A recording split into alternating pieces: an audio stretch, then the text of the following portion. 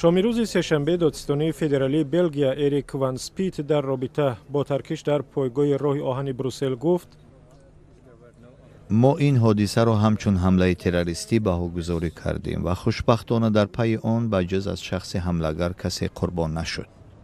رمی بوناف که در این لحظه قطار را به سمت گنت منتظر بود توانست لنگه آتش را عکس برداری کند. کارمند وокزال نیکولاس وان خروگن نیز شاهد این حادثه بود. من به ایستگاه فرآمدم مردی را دیدم که بلند فریاد میزد. او درباره جهاد میگفت. یک لحظه پس با ندای الله اکبر جامدانی را که کمی دورتر گذاشته شده بود ترکاند. مردم فرار کردند. من برای همکاران تگمه بانگ خطر را پخش نمودم تا که مردم را از وокزال بیرون کنند. فردی حمله‌گر و نظامیانی که در وокزال نوبتدار بودند پراندند. آنها تخمین کردند که این مرد کمربند انتحاری دارد.